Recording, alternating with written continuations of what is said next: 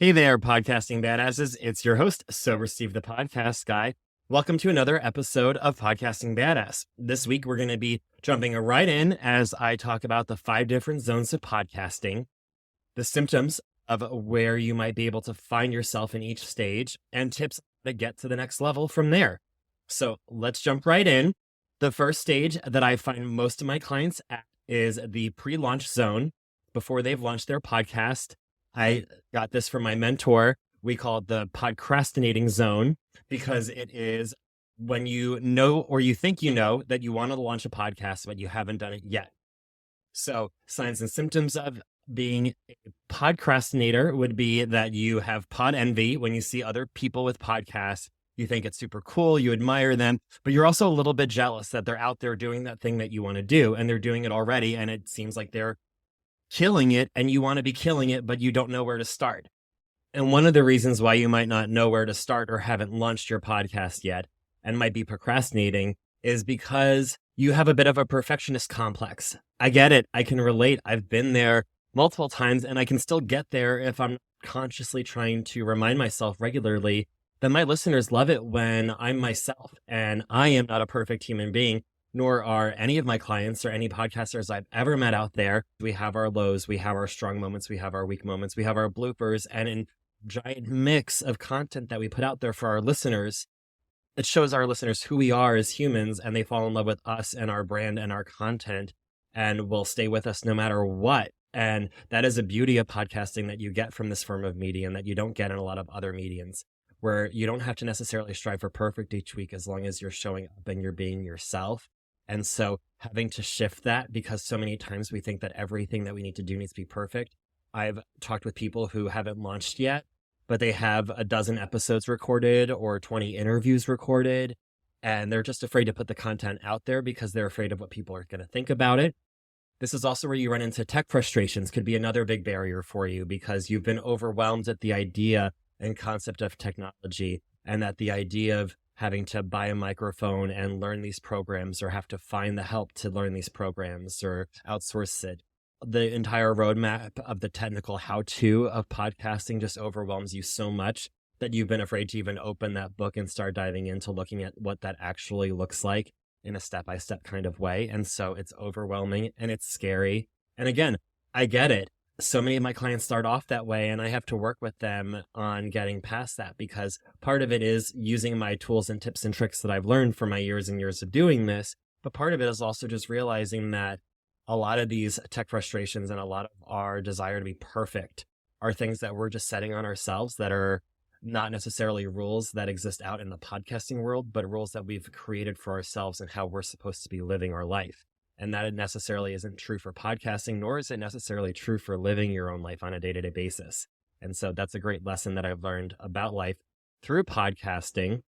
If you find yourself in that podcrastinating zone where you don't know how to get over those hurdles, you still want everything to be perfect and you don't know how to make it perfect, there are certain ways that you can work on that. First of all, is just getting really in touch with what your podcast will be about, who it will serve, the purpose of it will be, because the more that you're able to then dial into search engine optimization with the names and the descriptions and the titles, and that podcast at that point, when you know who you're trying to reach and what that message that you're trying to give them is, at that point, your podcast can start to write itself. I always recommend for new clients to write out at least a 52-week content list of 52 episodes you can create. That way, if you're doing it once a week, it's a full year of podcasting. Of course, some of my clients do twice a week podcasts, so they'll hit it there in half a year. But either way, it's great to make sure that you're able to have that amount of content, because if you're 10, 11, 12 episodes in and already struggling with finding what to talk about next, that's going to be a real hard road getting to episode 100 at that point. I knew when I was outlining what I would want to talk about in this podcast before I even incorporated my guest episodes that are about 2/3 of my episodes. I had 52 plus solo episodes. I was able to sit down and write them out in half an hour because it was easy for me, because I love podcasting. I love talking about podcasting, and these topics for me write themselves. And so when you're able to sit down and know who it is that you're talking to about what, that content can write itself. So write out that content list of your episode ideas. focus on launching with about 5 to different types of episodes and topics that will fit into that niche and tell that story in one broad stroke of what your podcast will be about. So if you're doing different formats of episodes, try and have one of each in your launch to really show what your listeners can expect, and you're not just giving them one little piece and hoping they come back for future pieces. And if all else fails and you still find yourself stuck, I know I want to be a podcaster. I know I have a podcasting badass within me, but I just don't know how to make it appear. Help me get over this podcrastinating. Remember, I have free brainstorming sessions where you are able to come on the show. We talk half an hour one-on-one about advice on how to turn your business or brand or idea for a podcast into a show and what those formats would look like and how we can make it a success. And I take the best parts of it and show it to all my listeners out here, as you can hear in a lot of my brainstorm episodes. All of that information is just yours to take with and do with however you please. And it's a great way to get started and move from podcrastinating into being an actual podcaster, which is so badass. My clients, the moment that they start seeing their trailers go live and start recording their episodes and planning that launch day, not to mention launch day and beyond, it's just so exciting getting out of that stage and into the podcasting zones where you are actually releasing content. So with that, we'll move on to the first stage that a lot of new podcasters find themselves in if they've launched on their own, especially, and that would be the launch struggle zone. I encounter so many of my tune-up clients that start off here. I've teasingly called it the pod pouting zone because it is where you are releasing your episodes out into the universe. And to you, it feels like all you hear back is echoes, that you're not getting audience engagement, that you are hoping to start in that range of 1,000 downloads in the first 30 days. That is every podcaster's dream. But in reality, you get your stats and you're maybe at a couple dozen episodes. You're definitely less than 100. And those 20 to 100 people that are listening to you each week aren't reaching out. They're not emailing you. They're not commenting on your social media posts that you're doing. They're not with you the way that you want them to be on this journey. And you're not making money and you're not getting business out of it. And so it's causing this frustration that is understandable because we podcast because we want to connect with people.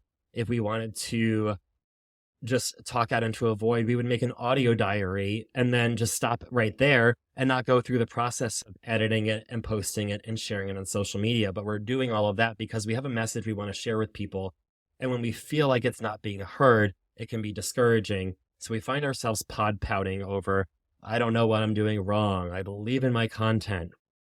And so ways that you can get past that, I definitely recommend using a 72-hour marketing strategy for new episodes on social media, wherever you'd prefer social media to spend your time, but having a strategy of knowing what type of content you're going to be posting to promote these episodes. A lot of times in the pod pouting zone, when I'm talking about people's podcasts and why they're not getting engagement, I ask about their social media experiences, and there's not much to report back there because they're not posting regularly. So make sure when you release content that you also know how you're going to be promoting the content and that you're doing it. I also recommend, if you're not already doing it as part of your episode formats, to include coaching style episodes because those generally increase listener engagement as well as the engagement of the people that you're coaching. And make sure that you have a very firm and clear call to action. And they're wondering why people don't respond back. But I say, what are you asking them to respond with? What's your call to action? Are you asking them to follow you on social media and talk with you there? Or are you asking them to email you? Are you asking them to sign up for your coaching program? Are you asking them to sign up for this free workshop that you're doing? What is it that you want them to do? And I hear one of two answers generally. The one that I hear from some people in this pod pouting zone is that they offer all of those calls to action, that throughout one single episode, they will tell the listener to do 5 to 10 different things, in addition to listen to the episode, or they don't do any of them. It is very rare I find someone in the pod pouting zone that says that they have one clear call to action that people aren't engaging with. It's because you either have too many or you don't have any. So make sure your listeners, as well as what your call to action is, and that it's the same week after week. I have a lot of different offers and programs in my sleeves, But the ones that I talk about consistently from episode to episode are my brainstorming sessions and my tune-ups that I offer for free to my listeners here, because that's the perfect next step for you all in your podcasting journey to get to know me better, to start to see whether we're going to work well together or not. So knowing for you what your call to action is for your listeners and making sure that you're consistent with that messaging will help with that engagement.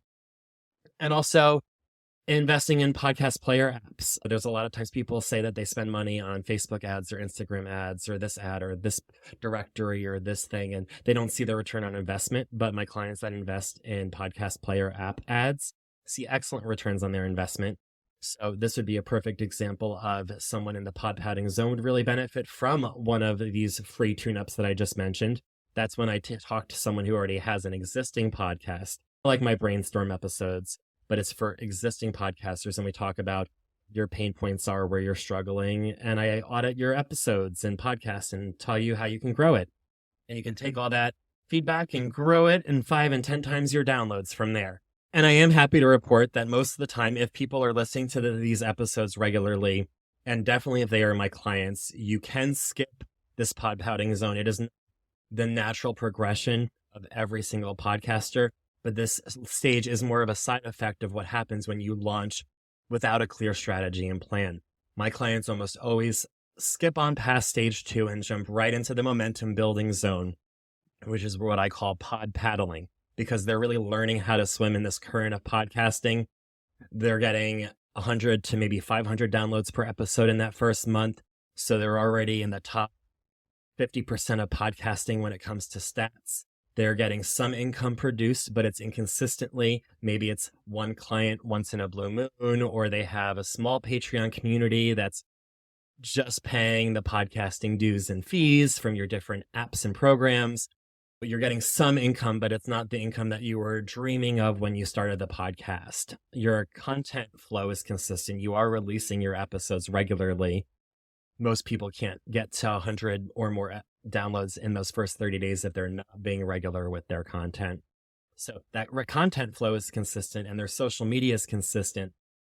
And you might sometimes hear some engagement with your show, and those little bits really make your day and keep you going. But you, again, want more because you did this to get that engagement. And so the engagement is starting, but could be stronger. So in this pod paddling stage, you're really starting to do all the right things, but there are shortcuts that you can take to learn how to tread and paddle and swim a little bit faster. That includes continue to focus on building an expert position with your coaching episodes and your solo episodes, making sure that you are the expert on your show 2/3 of the time, and do your best to try and be more engaging, not just with your episodes on your podcast, but also with things like live streams on social media. Instagram is huge with that, as well as TikTok, if either one of those apps are your cup of tea. My clients that use those apps for lives have great listener engagement. You can also then go into doing audience engagement through your podcasts, like using the Buzzsprout Text the Show to start each episode with an audience mailbag of questions or answers and engagement. Get things going where there's contests for reviews, where they might win a freebie or a giveaway or some of your services or a trial or whatever works for your podcast and your niche.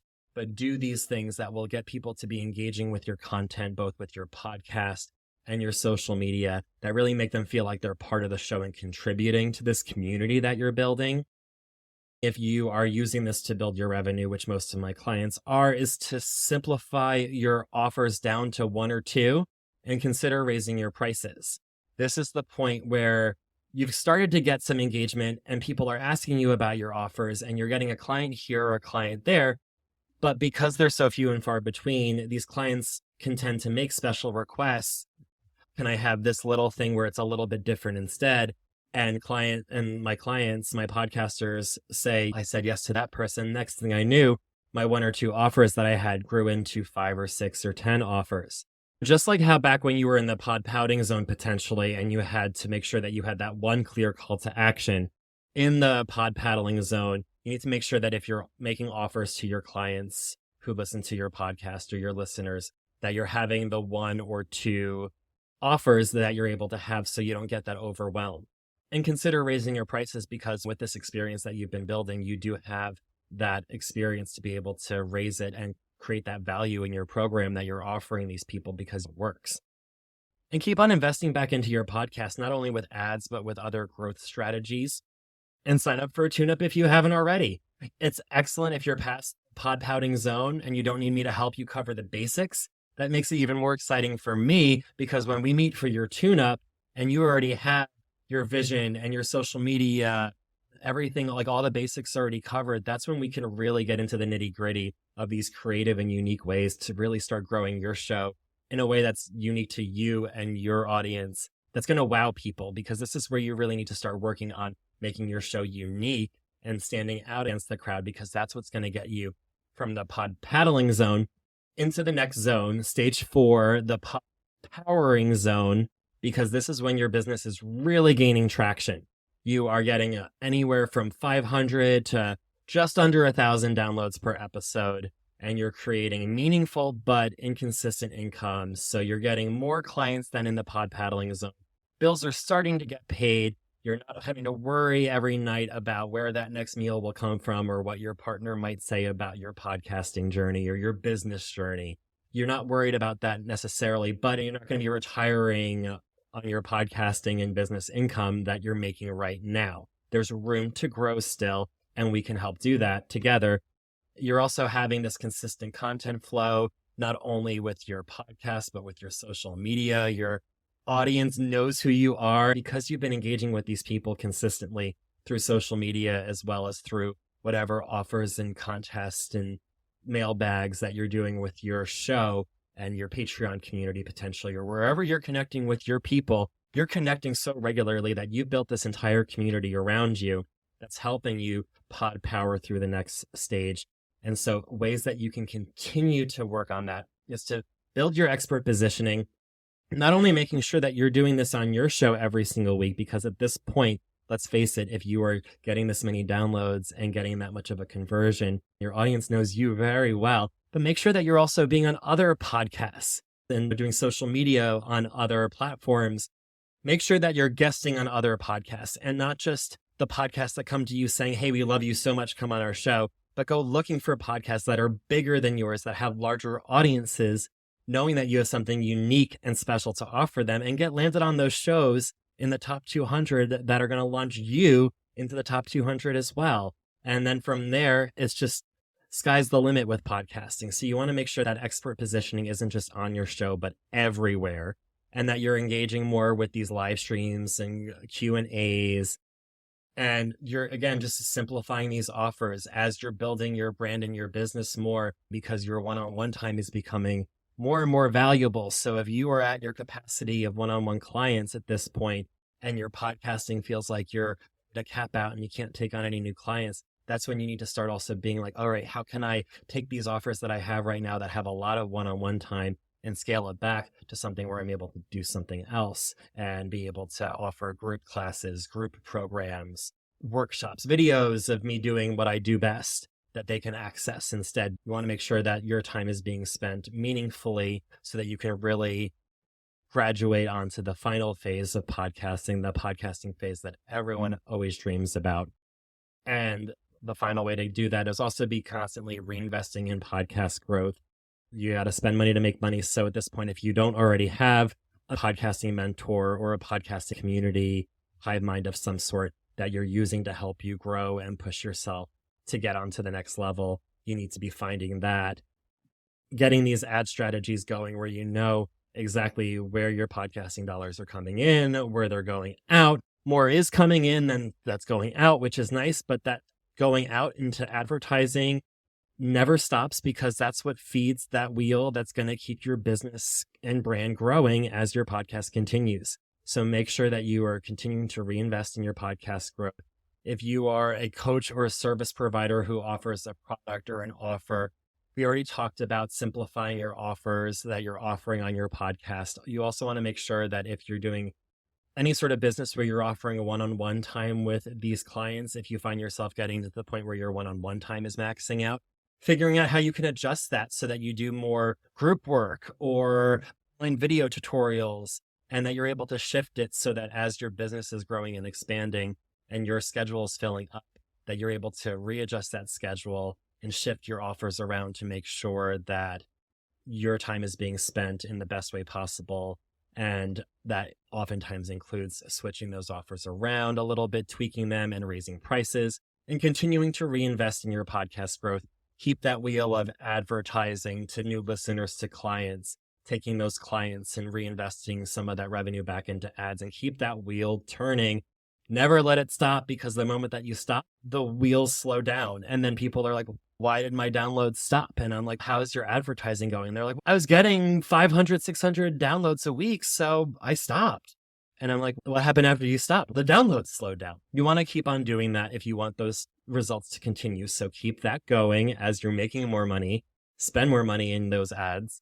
And then you'll find yourself in the zone that every podcaster dreams of. It is the zone of reliable income, impact, and growth. So I like to call this the stage where you are going to be parenting. For me, I would say pod parenting is at that point where you are at the top of the podcasting community, not only with your own show, but other podcasters look at you and say, wow, because not only does your show have over 1,000 downloads each new episode within its first 30 days, but you're steadily increasing income month after month.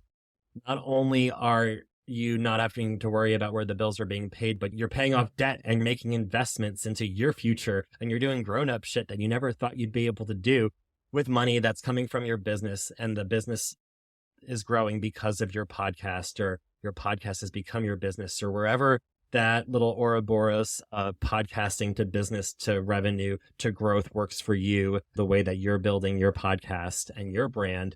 It's beautiful when you get to this stage, because you have clearly defined your community to client bridge, exactly when people find you, how they find you, when they find you, the first thing that they do, which is oftentimes listening to your show, and the second thing that they do, which is then signing up for your newsletter or doing a tune-up or a brainstorm in my case, or you know what their next steps are as they go through the journey after they do XYZ. That's around the time that most people sign up.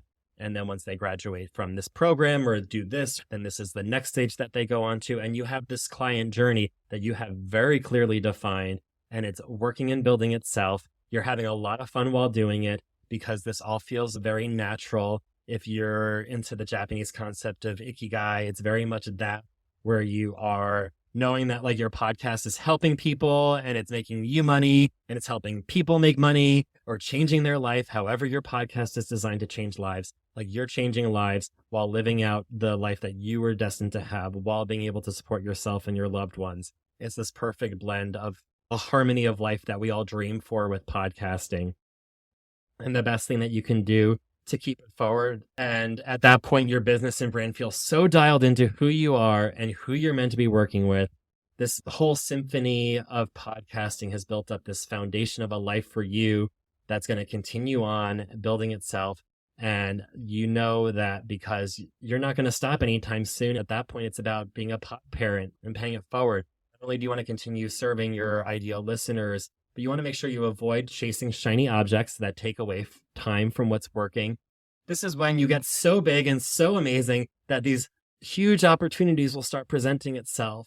And you're going to have to ask yourself, is this serving my ideal listener? Is this serving my brand? Is this serving my business?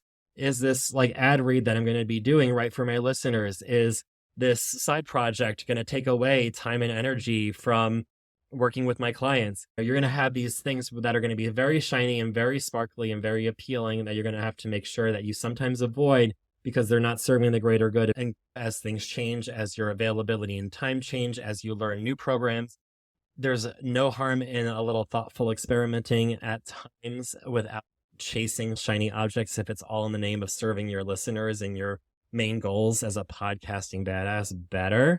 Always challenging the ideas of creating new offers, but also challenging the ways that you do podcasting.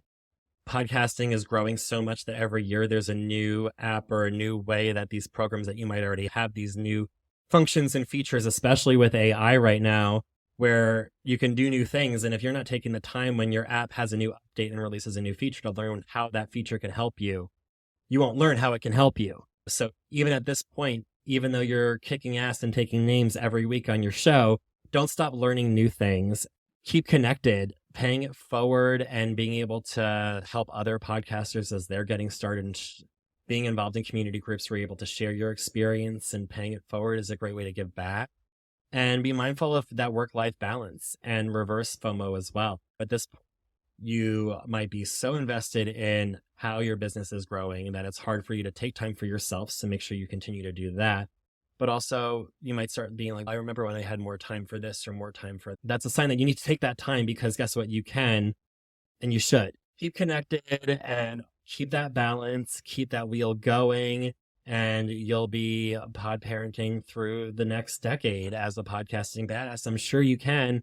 So those are the 5 stages. I'd love to hear if you were able to identify with these stages, what stage you're in, and how I might be able to help you get to the next stage. If you're interested in a brainstorm or a tune-up, that information and link is in the show notes, as well as on my website, sobersteve.com. Thank you again for listening to another episode of Podcasting Badass. It's your host, Sober Steve, signing off. Thank you, and keep on podcasting.